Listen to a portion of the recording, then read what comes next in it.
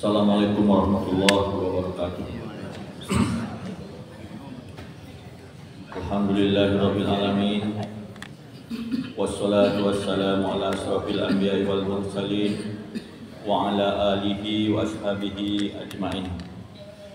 Asyhadu an la ilaha illallah wahdahu la syarika lah wa asyhadu anna Muhammadan abduhu wa rasuluh sallallahu alaihi wasallam la nabiyya ba'da amma ba'du. Baiklah bapak-bapak, ibu-ibu jemaah subuh yang dirahmati Allah. Pertama, puji syukur kita ucapkan kepada Allah Subhanahu wa taala yang selalu melimpahkan nikmat yang sangat banyak kepada kita. Terutama kita diberi nikmat keimanan, nikmat kesehatan, sehingga kita dapat berkumpul di masjid yang kita cintai ini. Dan seterusnya, salawat serta salam tidak lupa pula kita tujukan buat arwah Nabi besar Muhammad sallallahu alaihi wasallam dengan membacakan Allahumma shalli ala Muhammad wa ala ali Muhammad. Semoga dengan selawat yang kita bacakan itu kita akan mendapatkan syafaat di yaumil akhir nantinya. Amin ya rabbal alamin. Baiklah bapak-bapak, ibu-ibu jemaah subuh yang dirahmati Allah, yang akan memberikan tausiah pada pagi ini adalah Al-Ustaz Amru Abu Syamil. Dan alhamdulillah beliau sudah berada di tengah-tengah kita.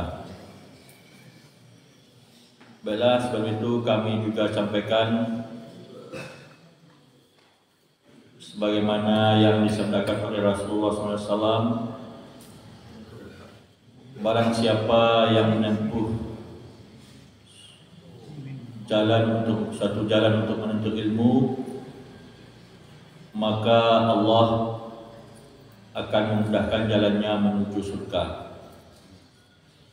Jadi dari itu kami menghimbau, mengajak kepada kita kaum muslimin dan kaum muslimat, marilah kita jadikan masjid ini madrasah, sekolah untuk menambah bekal ilmu kita. Hendaknya setiap diadakan kajian di masjid ini, jangan kita menghindar darinya,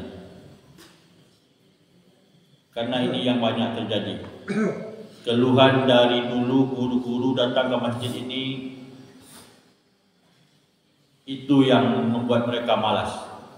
Ketika ada kajian maka jamaahnya keluar, tinggal hanya 4-5 orang.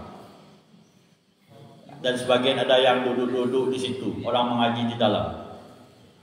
Jadi untuk masa-masa yang akan datang, marilah kita jadikan setiap pengajian kita ambil faedahnya, karena orang-orang yang duduk dalam majlis ilmu itu adalah termasuk golongan orang-orang yang didoakan oleh para malaikat.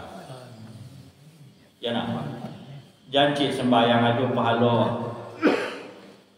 Lalu pulang balik masjid, Allah, lah merasa cukup. Dan sebenarnya banyak kurang kita. Jadi hendaknya setiap ada pengajian di masjid ini kita duduk di dalam, kita ambil faedahnya, dan mudah-mudahan kita dimudahkan oleh Allah menuju surganya. Baiklah bapak-bapak ibu, untuk mempersingkat waktu, pada Ustaz Amru Abu Syamil dipersilahkan. Demikian dari kami. Assalamualaikum warahmatullahi wabarakatuh.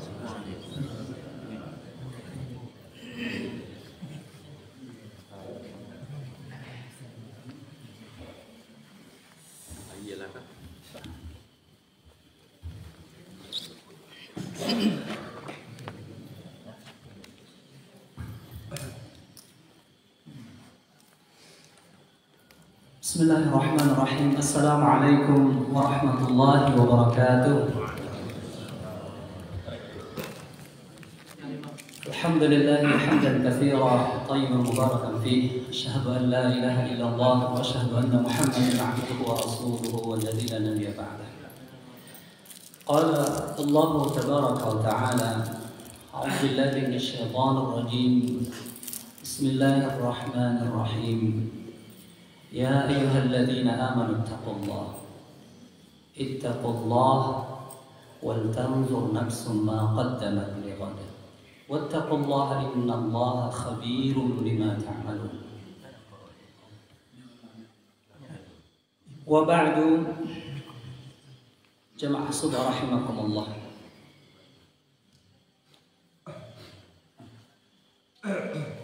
Kita bersyukur atas nikmat iman, nikmat Islam, nikmat ibadah, nikmat salat subuh, nikmat berjamaah. Nikmat inilah yang membuat kita selalu bersemangat dalam menjalani hidup. Dengan salat berjamaah, hati kita menjadi bersih. Semangat kita menjemput janji Allah Subhanahu wa taala semakin kuat. Allah Subhanahu wa taala telah mengistimewakan kita umat Islam, mengistimewakan kita orang-orang mukmin dibanding seluruh makhluk yang ada. Bahkan semua yang ada ini diciptakan untuk kita. Walladzi khalaqa lakum ma fil ardi jami'a. Apa yang ada di bumi ini semuanya untuk hamba-hambaku. Maka tugas kita hanya satu. Dalam surah Az-Zariyat, A'udzu billahi minasyaitonir rajim, wa ma khalaqtul jinna wal ins illa liya'budun.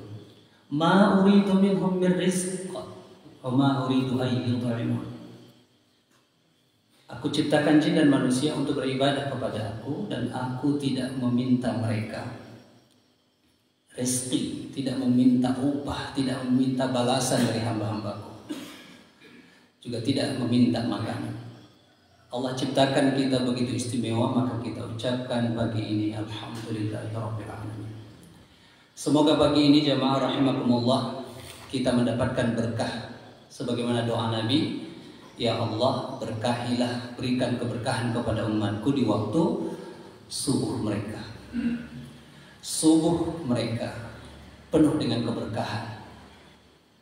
Semakin cepat kita bangun, semakin cepat kita mendapatkan keberkahan. Nabi kita Shallallahu Alaihi Wasallam memberi contoh. Tadi ayat yang dibacakan oleh Ustadz kita, yang ana tidak lagi asing dengan beliau karena sering ketemu kalau Ustadz biasanya ketemunya di masjid. Kami tidak ketemu di kantor atau di urusan lain, tapi sering ketemunya di masjid. Berapa kali ketemu di Masjid Muhammadiyah, juga di Masjid Sakinah dan di tempat lain. Tadi beliau membacakan ayat. Ayat ini adalah termasuk ayat-ayat awal turun kepada Nabi kita Shallallahu Alaihi Wasallam, di mana beban amanah yang dipikul oleh Nabi kita Shallallahu Alaihi Wasallam sangat berat. Kenapa berat?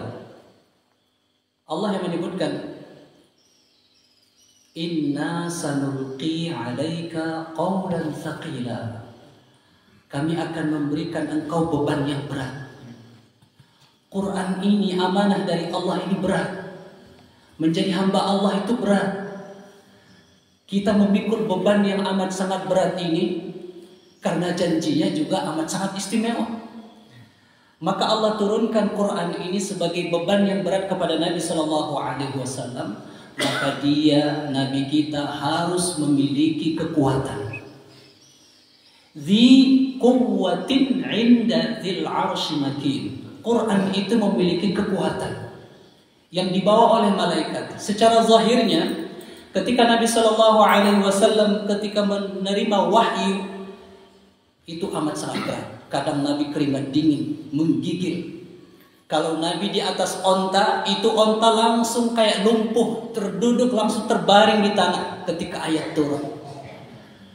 Nabi Shallallahu Alaihi Wasallam menerima setiap ayat betul-betul merasakan beban yang sangat berat. Maka karena beban Nabi itu sangat berat, dia harus memiliki kekuatan lebih daripada hamba-hamba yang lain. Maka kata para ulama, surah Al-Muzammil itu adalah zadun. Zadun itu semacam bekal tambahan. Kalau ingin kuat, amalkan surah Al-Muzammil. Kalau ingin mendapatkan amanah yang lebih besar, kemudian bisa menunaikan amanah itu, amalkan surah Al-Muzammil. Dimulai dari kapan? Dimulai dari malam. Al-Quran diturunkan malam hari. Keberkahan yang Allah janjikan, doa-doa dimustajabkan di malam hari. Dan Allah bersumpah wal-lail, demi malam. Allah bersumpah banyak keistimewaan di waktu malam. Maka orang mukmin, ya ayyuhal muzammil, wahai orang yang berselimut, ini ayat bukan menegur Nabi tidur-tiduran, tidak. Nabi ditegur bukan karena teguran Nabi lalai, tidak. Tapi ini adalah panggilan kasih sayang. Panggilan kasih sayang. Disebut Al-Muzammil karena Nabi tidur pakai selimut. Tentu selimutnya beda dengan selimut kita yang tebalnya hampir satu inci. Kalau Nabi tidak. Jadi Nabi itu siangnya sibuk luar biasa, malam tidurnya tidak terlalu lelap seperti kita, tidur batu kadang. Nabi kita Shallallahu Alaihi Wasallam di awal-awal ayat ini turun mewajibkan qiyamul lail, salat malam. Qiyamul lail da'bus salihin qablakum. Salat malam, tahajud itu adalah amal yang biasa dilakukan oleh orang-orang yang hidup sebelum kamu.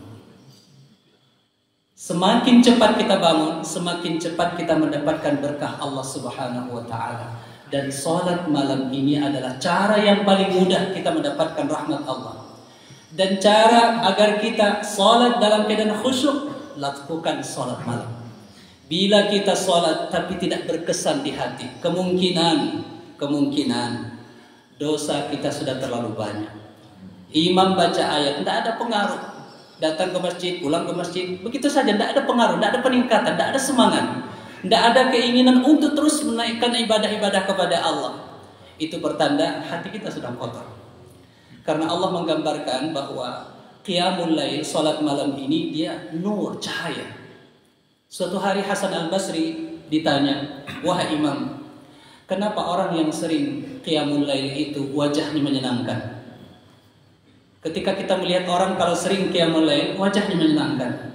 Maka jawab beliau, itu adalah celupan cahaya Allah. Allahu nurus samawati wal ardh. Allah itu cahaya di langit, cahaya di bumi. Mathalu nurihi kamishkat. Cahaya Allah itu seperti pelita. Jadi jamaah rahimakumullah, kita buat ilustrasinya begini. Mata kita ini ada tidak cahaya? Ada cahaya? Ibu, ada cahaya mata kita ini? Ada tidak? Mata kita ini ada cahaya. Tapi mata kita ini tidak akan bisa melihat kalau tidak ada cahaya pantulan yang lain. Mata kita ini akan tidak berfungsi kalau ada di tempat yang gelap. Mata kita tidak seperti mata musang, siang dan malam bisa berfungsi.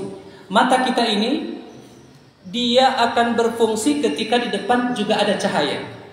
Apakah cahaya lampu, cahaya matahari, segala bentuk cahaya, kalau memantul ke mata kita, maka dia akan berfungsi bisa melihat. Maknanya apa jamaah rahimakumullah? Allah turunkan ini cahaya. Di hati kita juga ada cahaya. Maka bila Quran datang kemudian ada cahaya di hati kita, maka dia akan nyambung dan akan semakin terang. Tapi bila mata kita rabun, seterang apapun cahaya yang ada di depan kita, mata ini tetap tidak bisa melihat. Bila hati ini tertutup atau rabun saja, tidak jelas melihat, mata hatinya tidak bisa melihat, seterang apapun cahaya yang sampai ke dia dengarkan, dia lihat, dia saksikan, dia baca, itu tidak akan berpengaruh, tidak akan menerangi hatinya. Maknanya rahimakumullah, digambarkan oleh Allah, cahaya Allah itu seperti pelita. Jadi ibarat begini, kalau ada lampu, kemudian biasanya ada lampu-lampu zaman dahulu itu dipasang lampu, kemudian dibuat semacam atapnya di atas. Tujuannya apa? Supaya pancarannya fokus, tidak menyebar ke sana kemari, fokus. Seperti matahari, hanya satu matahari tapi bisa menerangi seluruh bumi. Quran melebihi daripada cahaya matahari. Dan Allah Subhanahu wa taala mengistimewakan kita dengan cahaya Al-Quran. Dan itu Allah turunkan di saat kita qiyamul lail, salat malam. Bukan hanya kita umat Islam, negara bila rakyatnya cepat bangun, itu insya Allah negara itu akan maju. Setelah diteliti, diperhatikan oleh orang-orang, masyarakat yang paling cepat bangunnya itu masyarakat Singapura. Untuk Asia, itu penguasanya adalah Singapura, ekonominya. Mereka jam 4 itu sudah mulai sibuk memikirkan pekerjaan dan merancang pekerjaan. Begitu juga saya pernah baca buku. Amerika itu termasuk masyarakatnya yang cepat bangun. Ada buku tebal, 2 kali ini tebalnya, namanya The Magic of Thinking Big namanya. Ini bahasa kampung di sini lah. Kata beliau, pernah ada seminar di Amerika itu, dibuat jamnya jam 6. Maka datanglah si penulis buku ini jam 6. Ternyata dia datang jam 6 sudah penuh itu ruangan. Orang kafir paham cepat bangun itu adalah ciri-ciri orang sukses. Orang kafir orientasinya dunia. Kita lebih daripada dunia ini. Dunia ini tidak seberapa, tidak menjadi orientasi hidup kita. Orientasi hidup kita yang terbesar adalah Allah, ridha Allah, surga yang dijanjikan oleh Allah Subhanahu wa taala. Maka Allah taala menyebutkan, ya ayyuhal muzammil, qum, wahai orang berselimut yang tidur, bangun. As-salatu khairum minan naum. Naumnya panjang atau pendek? Di tempat kita panjang. Tapi kalau di Arab pendek naumnya. As-salatu khairum minan naum. Karena itu orang di Arab cepat bangun, tidak lama-lama tidur. As-salatu khairum minan naum. Panjang naumnya. Jadi yang teringat, yang terdengar, yang terkesan, yang mendengarkan azan ini tidur. Ini yang masih tidur subuh ini baca-baca, banyak-banyak baca innalillahi wa inna ilaihi raji'un. Belum bangun dari tadi azan sudah berkumandang. Sebentar lagi matahari mau muncul lagi, mau terang lagi, belum juga lagi bangun. Apa lagi caranya? Bagaimana caranya supaya bangun? La haula wala quwata illa billah. Nabi menjanjikan bangun, ini ada surga, ada kebahagiaan, ada ketenangan. Orang yang cepat bangun di waktu subuh, menjawab panggilan azan, kemudian dia sholat sunnah, maka Allah janjikan harinya akan semangat. Allah akan hilangkan kegundahan hatinya. Allah akan bukakan pintu-pintu rezeki baginya. Allah akan hilangkan penyakit dari tubuhnya. Orang yang cepat bangun subuhnya pasti orang sehat. Ustaz, pertama sehat hatinya. itu mana sedekah wa barita. As-sadaqah wa barita. Ya. Benar, dan engkau dalam keadaan kebaikan, penuh dengan kebaikan. Ya, betul. Dulu di pesantren Termasuk kami diajarkan kalau kita mendengarkan as-salatu khairum minan naum, nah, itu di jawabannya biasanya shadaqata wa bararta. Engkau benar. Engkau benar. Mana tadi sampai mana tadi nih? Masya Allah. Bangun. Bangun. Allah istimewakan, Nabi sudah sukses, sahabat sudah sukses, semua mereka adalah ahli qiyamul lail. Tidak ada ulama yang kita kenal kecuali mereka qiyamul lail. Dan inilah modal yang dimiliki oleh para pejuang kita. Kita tahu Jenderal Sudirman itu sejarahnya luar biasa. Kader dari Muhammadiyah. Ahli puasa. Tidak pernah beliau meninggalkan puasa Senin Kamis. Jenderal Sudirman ini. Tidak pernah beliau meninggalkan sholat tahajud. Badan kecil, tapi jiwanya besar. Semangatnya besar. Kekuatannya melebihi kekuatan 100 laki-laki. Dia asma, penyakitnya sesak napas. Bisa memimpin pasukan perang. Panglima besar. Bisa menghadapi tentara Belanda, orang kafir yang datang itu.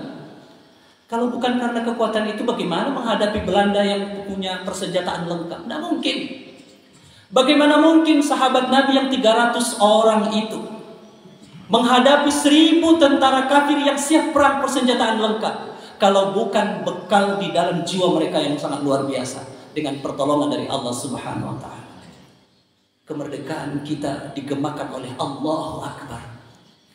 Jadi kalau hari ini ada tentara tapi tidak sholat subuh, ada tentara di Indonesia mengagumi Jenderal Sudirman tapi tidak sholat subuh, dia Islam tapi tidak sholat subuh, itu tentara yang belum bertobat, tentara yang belum mengenal Jenderal Sudirman, tentara yang belum punya cita-cita seperti tentara Jenderal Besar Sudirman. Apa yang dimiliki oleh Imam Bonjol sehingga berani bertahan di bentengnya di Bonjol sana menghadapi Belanda? Kalau bukan qiyamul lail, kalau bukan pertolongan dari Allah Subhanahu wa taala. Mereka pejuang ini ditolong oleh Allah karena mereka dekat dengan Allah. Jadi Bapak Ibu rahimakumullah, banyak tak kita menghadapi kesulitan dalam hidup ini?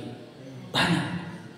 Tapi kapan terakhir kita ketika sulit langsung qiyamul lail, bangun tengah malam kemudian ya Allah tolonglah hamba ya Allah. Curhat dengan Allah. Ya Allah, utamamu banyak. Allah baca dia saudara. Salah baralah menyebut punya utang ya Allah. Tolong ya Allah, lunasi utamamu ya Allah. Ya Allah. Lakiamu ya Allah, lakiamu. Allah barangkali bajagoan subuh dah ada jago-jago ya Allah. Ya Allah, tolong bangunkan ya Allah. Kalau dia tidak juga bertobat ya Allah, Engkaulah yang maha memberi keputusan terbaik. Ya kalau suami tidak sholat subuh, ibu rajin sholat subuh, tentu minta kepada Allah yang terbaik. Jangan tiap malam buat lalu sama jo. Kalau kata Syekh Imam Ibnu Utsaimin, laki-laki yang sudah dewasa baligh dia tidak sholat kafir. Itu fatwanya. Itu hari wak lalu jo. La haula la quwwata illa billah.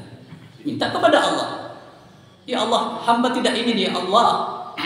Hamba ingin masuk surga ya Allah, tapi suami hamba tidak sholat ya Allah. Hamba tidak ingin gara-gara dia nanti saya tersangkut masuk ke neraka ya Allah. Saya tidak mau ya Allah. Beri keputusanmu ya Allah. Bukakan hatinya agar bertaubat atau keputusan yang lain. Sholat subuh. Kalau sholat yang wajib itu tidak perlu kita bahas, karena itu sudah menjadi rutinitas kita. Tapi qiyamul lail ini menjadi bekal yang utama. Jamaah rahimakumullah. Karena ini berkenaan dengan 17 Agustus. Hari ini banyak diselewengkan makna kemerdekaan ini. Sengaja dilupakan sejarah pejuang kita dahulu. Mayoritas tokoh perjuangan, tokoh-tokoh pejuang Indonesia itu adalah orang Minang, orang Surau, orang yang mengaji, punya buya, punya surau, dan mereka orang-orang pesantren. Siapa namanya? Sebut saja. Oh, Muhammad Hatta nasionalis. Jangan salah. Bung Hatta itu lahir di Bukit Tinggi, Dakik Banto Darano. Beliau dekat dengan Masjid Muhammadiyah yang sebelah. Kira-kira Muhammad Hatta pernah tidak mendengarkan pengajian Muhammadiyah masa itu? Pasti. Kalau Bukit Tinggi, apalagi daerah itu, pasti mereka selalu datang ke masjid, ke surau, dan mendengarkan pengajian-pengajian. Walaupun pemikiran beliau nasionalis, tapi beliau juga adalah agamis. Tokoh utamanya. Soekarno itu juga dahulunya asalnya ini. Soekarno itu juga adalah murid daripada seorang tokoh yang sangat fanatik. Beliau adalah Cokroaminoto.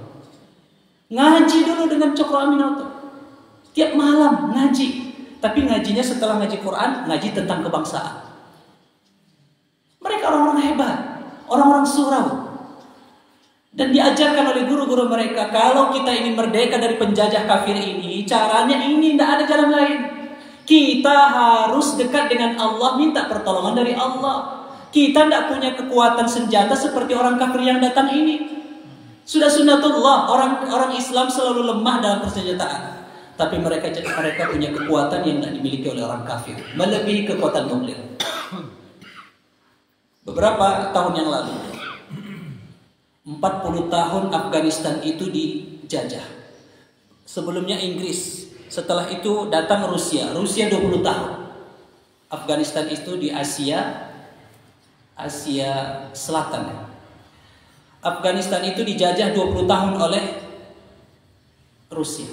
Setelah Rusia keluar, datang Amerika. 20 tahun lagi Amerika. Afghanistan itu daerahnya pegunungan, miskin. Tak ada sumber daya alam seperti kita. Miskin hidup mereka. Mereka tidak terlalu tahu dengan dunia luar. Mereka terus menerus diintimidasi oleh orang-orang kafir ini. Yang datang ini dengan senjata lengkap. Pesawat jet tempur terbaru, bom-bom yang bisa meruntuhkan gunung, datang menjajah Afghanistan 40 tahun. Siapa yang melawan mereka? Mereka mengistilahkan, orang kafir ini mengistilahkan orang Afghanistan ini adalah kambing-kambing hutan, kambing-kambing gunung. Mereka berjalan itu tanpa alas kaki. Senjatanya tahun 60-an. Tidak secanggih orang yang datang, orang kafir yang datang ini. Tapi berkat pertolongan Allah Subhanahu wa ta'ala, Rusia keluar dan Uni Soviet bubar. Amerika keluar dan dipermalukan. Dan bahkan Amerika meninggalkan persenjataan yang tidak dimiliki oleh negara-negara Arab di sekitar.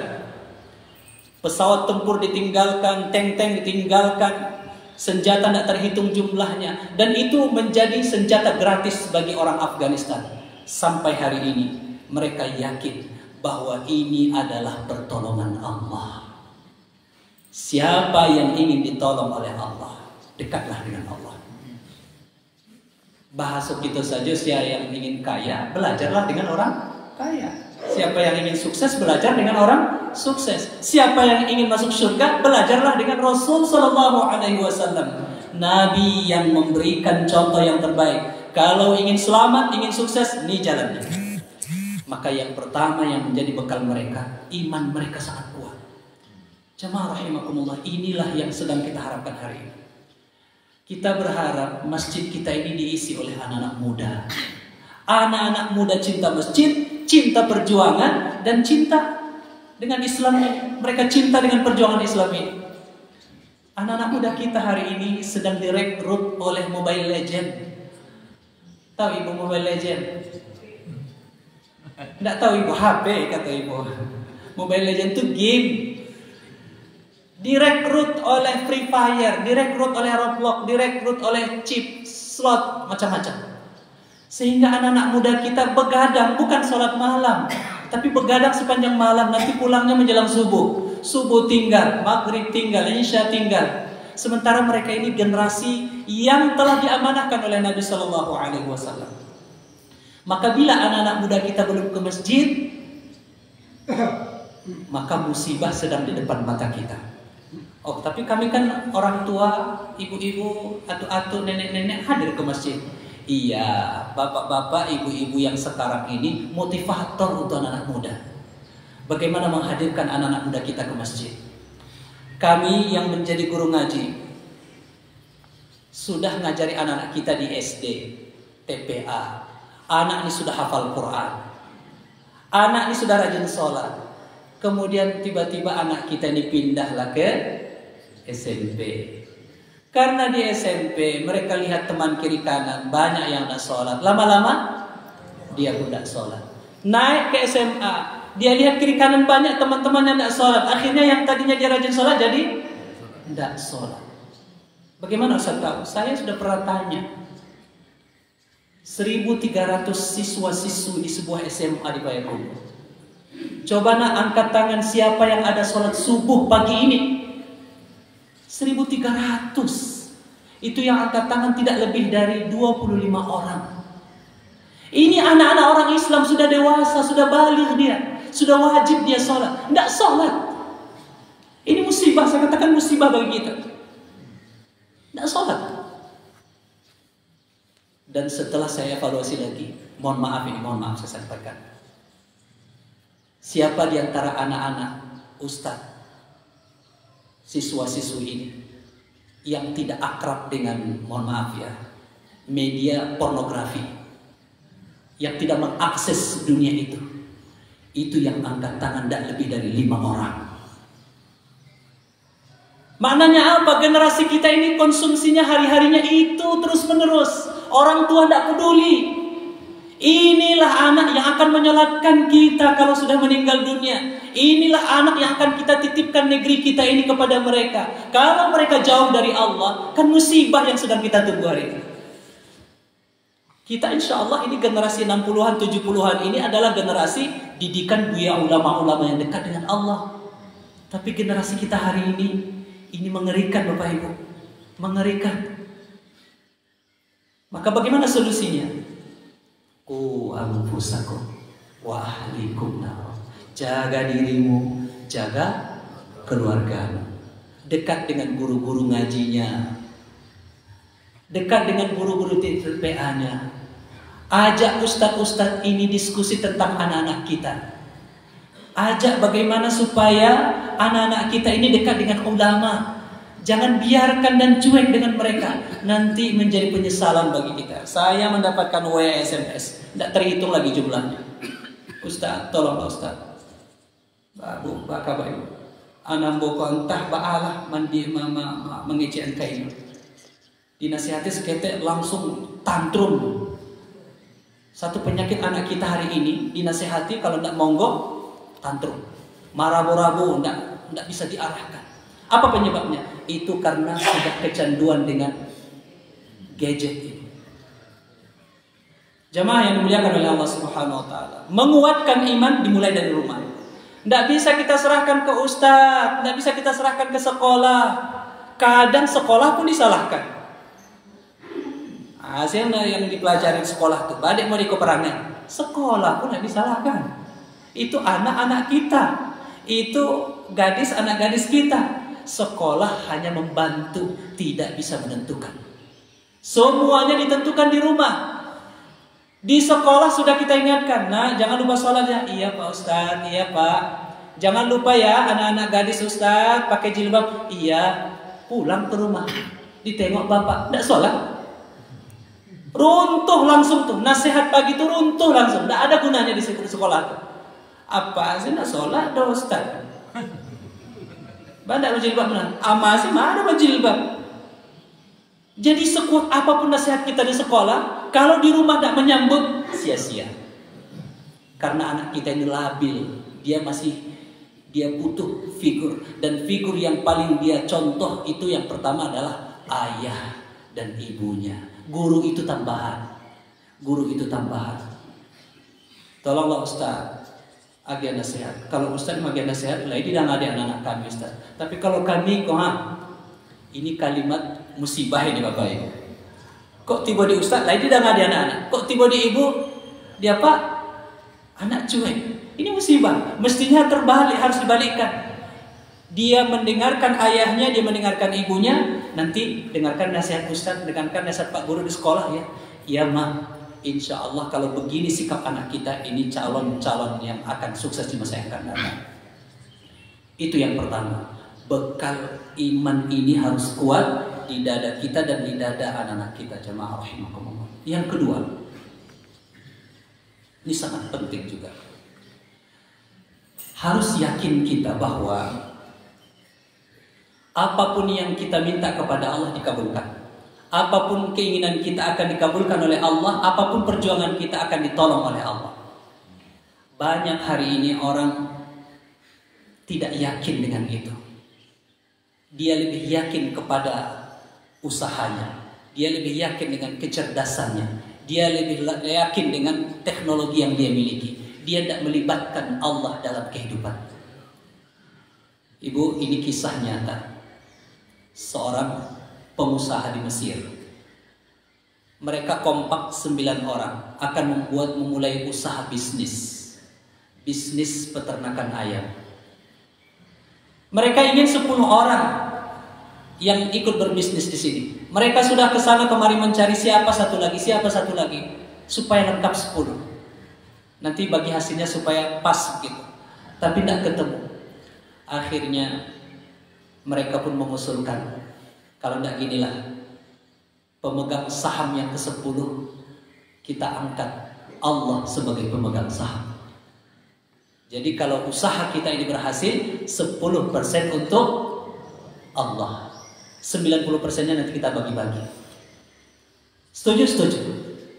Subhanallah, usaha ini berjalan. Ternyata ketika mereka beternak itu, virus-virus menjauh. Harga sesuai, setiap kali panen untung. Awalnya mereka itu menyisihkan 10% untuk Allah. Kemudian karena terus naik keuntungan, tambah 20%. Terus naik keuntungan 20%, 30%. Sampai akhirnya 100%. Apa kata mereka?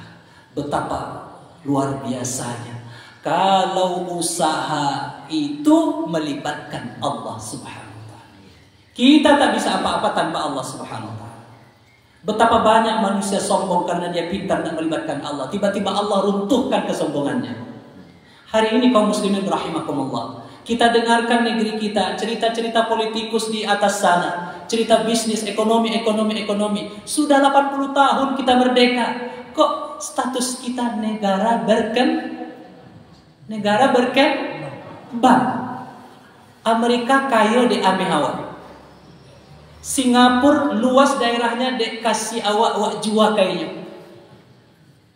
Kini terbalik. Singapura kaya karena sawit Indonesia, karena pasir Indonesia, karena minyak Indonesia. Minyak kita ini Bu, Bapak disedot dari Indonesia, dari duri sana tuh dikirim ke Singapura. Kita jual 1.000 saliter, abiko dijualnya kawa 10.000. Singapura tuh kecil. Bahkan lebih besar Batam dari Singapura. Tapi Indonesia punya utang ke Singapura 800 triliun. Terbalik kan?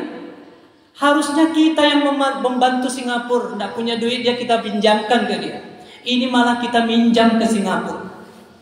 Kita kaya, mereka kaya karena kita. Amerika kaya karena emas kita. Apalagi Malaysia itu punya kebun sawit di Indonesia ratusan ribu hektar. Malaysia itu juga kita sumbang supaya menjadi orang kaya. Status kita tetap menjadi negara berkembang. Yang terbaru Cina kaya karena nikelnya. Dari mana nikelnya? Sulawesi. Kok bisa negara Islam yang yakin dengan Allah, tapi keadaannya miskin, utangnya banyak, masalahnya banyak. Apa yang jadi masalah di sini? Di atas sana profesor doktor, ahli ekonomi, pakar-pakar. Apa kurangnya Indonesia?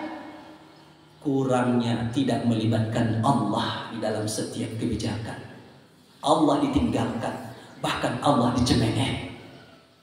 Ketika Allah uji kita seperti sekarang ini, kita kaya tapi keadaannya miskin. Ini adalah musibah jemaah rahimahumullah. Apa penyebabnya? Tidak melibatkan Allah. Saya singgah di Oman. Ibu pernah singgah di Oman? Oman ini negaranya panas luar biasa. Oman ini negara kecil. Kalau kita mau turun pesawat itu tidak satu batang pohon pun terlihat kecuali batang korma. Kering, tandus.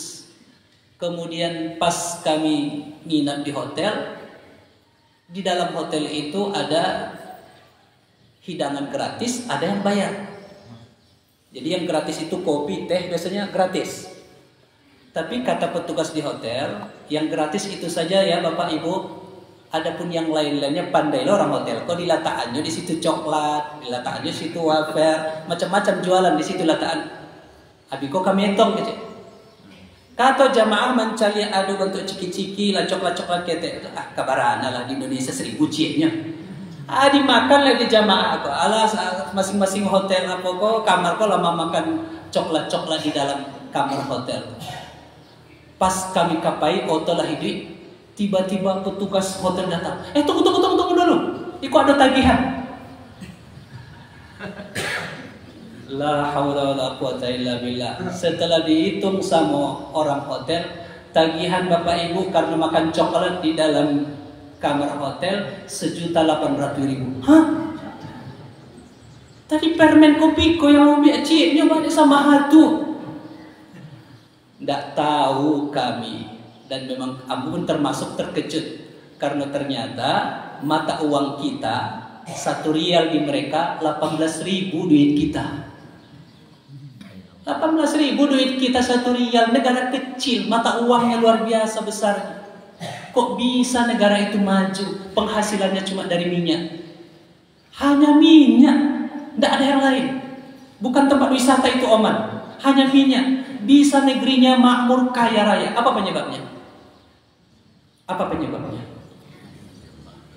Pemimpinnya takut dengan Allah. Ketika berkumandang adzan hayya 'alas shalah, tinggalkan semuanya, besarkan Allah. Allahu Akbar, Allah yang Maha Besar, tinggalkan sawah, penuhi panggilan Allah. Disitulah beda mereka dengan kita. Kita adzan muadzinnya bukan hanya muadzin dari Mekah, dari Turki pun lah sampai ke Indonesia. Suara muadzin kita luar biasa. Bahkan Indonesia pernah juara azan sedunia. Juara azan sedunia. Tapi yang datang tidak sebanyak orang di Arab, tidak sebanyak orang di Oman, tidak sebanyak orang yang ada di negara-negara yang lain, termasuk negara Turki. Tidak sebanyak itu yang datang. Maka bila Allah kita tidak limpahkan dalam kehidupan kita, maka pertolongan Allah juga akan jauh. Maka bagaimana kita memulainya? Mulai dari diri kita. Mulai dari rumah kita. Kita pastikan diri kita jamaah rahimakumullah, khususnya yang berhadir pada subuh ini. Jangan sampai kita hanya bangun di waktu azan subuh. Usahakan sebelum azan kita sudah bangun. Mengamalkan ayat ini. Ya ayyuhal muzammil qumil laila illa qalila. Nisfahu aw inqus minhu qalila aw zid alayhi warattilil qur'ana tartila. Boleh bangun tengah malam, boleh bangun sepertiga malam, atau bangunlah menjelang azan subuh, masih tahajud namanya. Jangan sampai Nabi pernah menyampaikan begini kepada salah seorang sahabat. Alangkah meruginya ini si fulan. Dulu dia rajin sholat tahajud, tapi belakangan ini tidak ada lagi dia sholat tahajud. Betapa ruginya dia. Dulu dia akrab, menyapa Allah, berkomunikasi dengan Allah, curhat dengan Allah. Sekarang dia telah melupakan Allah.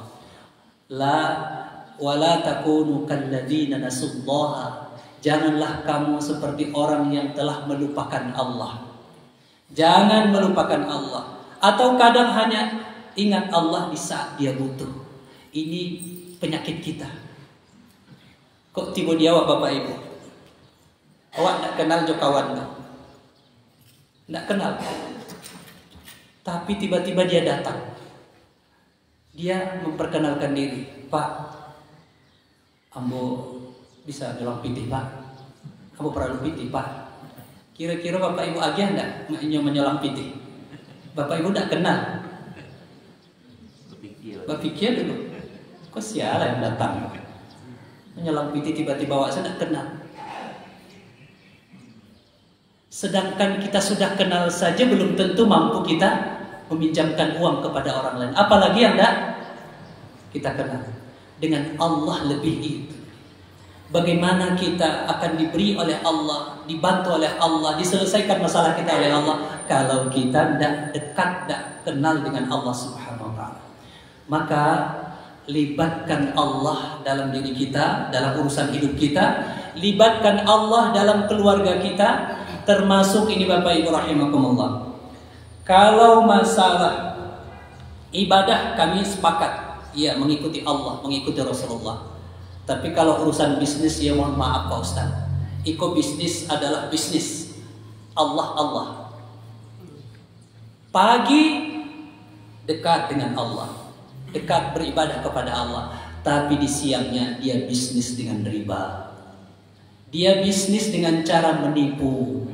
Bagaimana mungkin Allah mengakuinya sebagai hambanya? Pagi dia dengan Allah, siangnya dia dengan syaitan. Artinya apa? Menghadirkan Allah bukan hanya ketika kita ibadah kepada Allah, tapi juga menghadirkan Allah dimanapun kita berada. Fattaqullaha mastata'tum wasma'u wa ati'u wa anfiqu khairan li anfusikum. Atau bertakwalah kepada Allah, ittaqullaha haitsuma kunt, dimanapun kamu berada, tetap menghadirkan Allah Subhanahu wa ta'ala. Jangan sampai kita mengatakan subhanallah, bismillah ketika makan, tapi yang kita makan adalah harta riba. Harta riba termasuk dosa terbesar dalam Islam, yang memakannya Allah mengatakan mereka akan memakan bara api neraka. Jadi hadirkan Allah dalam hidup kita, dalam bisnis kita, dalam urusan di kantor kita sekalipun, dimanapun kita berada, selalu menghadirkan Allah. Syariat Allah tetap hidup. Maka ini jalannya supaya Allah mengakui kita sebagai hambanya. Yang terakhir jamaah rahimakumullah,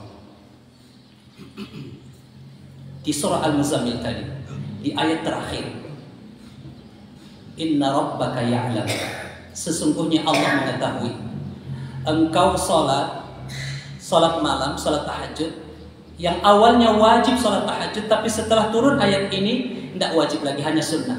Kenapa? Karena ada di antara kamu, kata Allah, yang sibuk mencari nafkah, dan ada yang berjihad di jalan Allah. Jadi Allah menyandingkan mencari nafkah dengan berjihad itu sejajar di situ. Ada orang berjihad, ada orang cari nafkah untuk keluarganya, dianggap sebagai orang yang berjihad di jalan Allah Subhanahu wa ta'ala.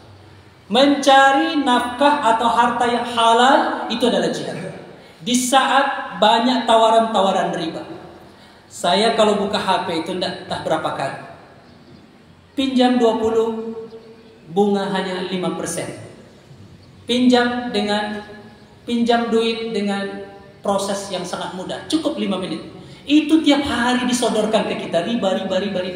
Itu melalui media online, dan korbannya sudah ribuan orang. Kabarnya sudah triliunan yang jadi korban ini, pinjol-pinjol ini. Belum lagi yang inang-inang. Kalau ke Kubang tidak sampai mungkin, tapi kalau kami di Pasar Ibu, itulah menjadi musibah bersama. Inang-inang, tahu ibu inang-inang?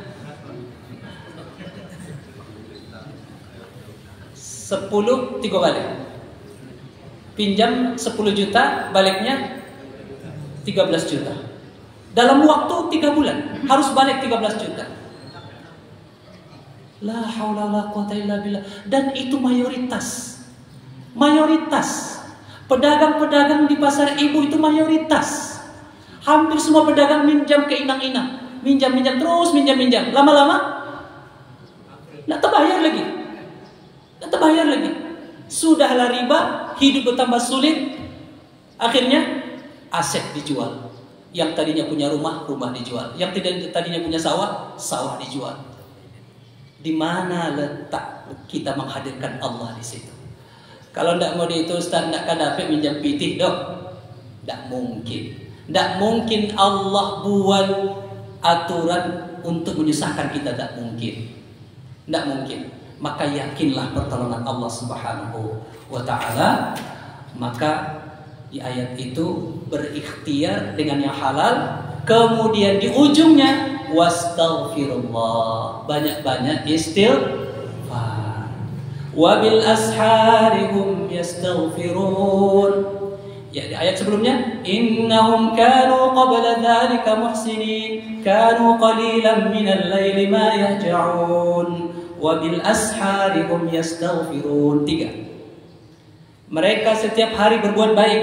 Yang kedua, di waktu sahur mereka banyak, di waktu malam mereka banyak beribadah kepada Allah. Kemudian di waktu sahur mereka banyak istighfar kepada Allah. Istaghfiru rabbakum innahu kana ghaffar. Banyak-banyaklah istighfar kepada Allah, sesungguhnya Allah Maha Pengampun. Yursilis samaa 'alaikum midrara. Hujan akan turun. Harta akan bertambah-tambah. Yang tidak punya keturunan Allah akan berikan dia keturunan. Dan yang belum punya kebun Allah akan berikan dia kebun. Janji Allah untuk kesejahteraan orang yang banyak istighfar. Buktikan Bapak Ibu. Berapa kali kita istighfar sehari? 100 kali. Astagfirullah, astagfirullah, astagfirullah, astagfirullah, astagfirullah, astagfirullah. Tidak sampai 1 menit. Insya Allah selesai astagfirullah 100 kali. Tapi kalau ingin panjang, astagfirullahaladzim alladzi la ilaha illa huwal hayyul qayyum wa atubu ilaih. Istighfar. Jadi lisan kita basah dengan istighfar. Ko ado etek sabalah bercerita teh atau ia bercerita laki siapa putra pulang kiranya astagfirullah astagfirullah astagfirullah. Tidak ada waktu untuk menceritakan laki orang. Laki yang saja lah menceritakan tiap hari. Istighfar. Jangan kita biarkan lisan kita bebas dikendalikan oleh setan. Kita ajak dia untuk ingat kepada Allah dengan zikir. Istighfar adalah diantara zikir yang paling istimewa. 100 kali. Kalau ibu punya kesulitan, punya sakit, coba praktekkan Bapak Ibu, istighfar. Setelah kita baca, mana yang terasa sakit? Kalau sudah 40, 50, 60 ini kan biasanya lutut ya? Atau banyak nyeri-nyeri, rematik, encok, apalagi? Nah, itu penyakitnya biasanya. Kita pegang di daerah yang sakit, kemudian kita baca Bismillah, Bismillah, Bismillah, a'udzu billahi wa qudrati min syarri ma ajidu wa hadir. Kemudian banyakkan istighfar. Astagfirullah, astagfirullah, astagfirullah, astagfirullah. Minimal hatinya sehat. Tidak risau dengan penyakit. Tapi kalaupun ada kesehatan, sembuh kita dari penyakit, maka itu anugerah dari Allah Subhanahu wa taala. Istighfar adalah modal kita untuk bisa sukses dalam menjalani kehidupan ini. Maka banyak-banyak kita berdoa. Apa doa yang kita perbanyak? Ya Allah, tolonglah hamba untuk beribadah kepadamu, mensyukuri nikmatmu, apalagi untuk berzikir kepadamu. Allah yang menolong kita sehingga kita mampu berzikir dari pagi sampai sore. Itu Allah yang memberikan pertolongan. Mudah-mudahan Allah tolong kita. Dan waktu juga sudah habis. Masya Allah, saya tidak menyangka. Biasanya sebelum syuruk sudah selesai, ini agak lama sedikit, mohon maaf. Barakallahu fikum, terima kasih banyak. Jazakumullah khair. Semoga Bapak Ibu yang hadir pada kesempatan ini mendapatkan pertolongan oleh Allah Subhanahu wa taala, dan bangsa kita yang kita cintai ini juga ditolong oleh Allah dan dihilangkan para penjahat-penjahat yang merusak bangsa kita. Allahumma amin ya rabbal alamin. Subhanakallahumma bihamdika asyhadu an la ilaha illa anta astaghfiruka wa atubu ilaik. Wassalamualaikum warahmatullahi wabarakatuh.